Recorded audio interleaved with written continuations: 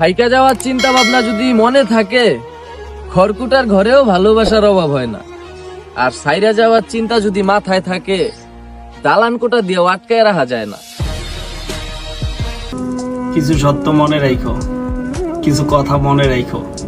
জীবনে তুমি আর আমি আর এক হব না, তবে তুমি আর আমি এক ছিলাম কখনো, এটা সারা জীবন মনে রাখো।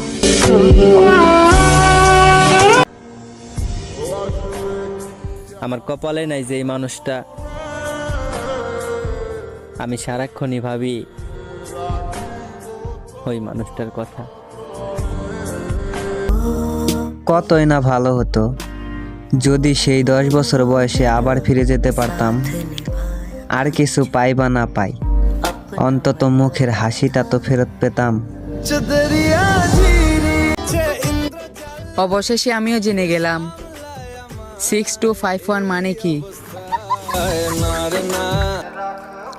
হাসতে থাকো, কারণ কান্না করে আর যাই হোক, কপালের লিখন পাল্টায় না। ধৈর্য ধরো, আমাকে হারানোর আফসোসে জয়লা পুরা কয়লা হয়ে যাইবা। হাসরের ময়দানে তোর সাথে আমার দেখা হইব, আর সেদিন তুই যে আমারে ঠকাইছস সেইটার জবাব দিবি। তোমাকে দেখতে আমারও মন চায়, দেখলে হয়তো মায়া বাড়তে পারে। এই জন্য দূরে থাকো, আল্লাহর হস্তে ভালো থাকো। ভালোবাসার মানুষ কালো হোক, তবুও সে বেঈমান না হোক। কাছের মানুষ হইতে গিয়ে আমি তোমার শত্রু হয়ে গেছি। তোমার কাছে ভালোবাসা পাওনের আশা করে গেছিলাম, কিন্তু বহুত অবহেলা পাইছি।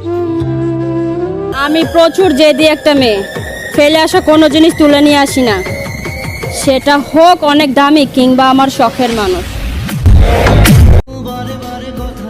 বেঁচে থাকলে আমিও দেখব আমাকে কাঁদিয়ে তুমি কতটুকু সুখী হতে পারো।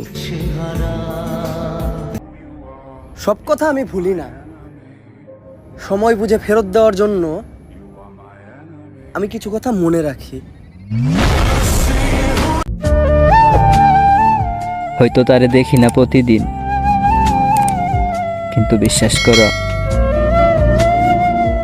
তোমার আমি ভুলতে পারবো না কোনোদিন। তোমার ভাগ্য ভালো, আমি তোমার ভালোবাসার জন্য কান্না করেছি। দুর্ভাগ্য তো তোমার সেদিন হবে যেদিন আমাকে অন্য কেউ হাসাবে। আমাদের আবার দেখা হবে, এবার আমি না, তুমি হতাশ চোখে তাকিয়ে থাকবে আমার দিকে। নাটক কম করো প্রিয়, তুমি জন্য আমার কাছে পেন্ডিং কি চলতে বোঝো না পাশে দাঁড়া। এক একটা শূন্যতার মাঝে তুমি এক পূর্ণতার ছায়া, হাজার হাজার মানুষের ভিড়ে তুমি এক অদ্ভুত মায়া।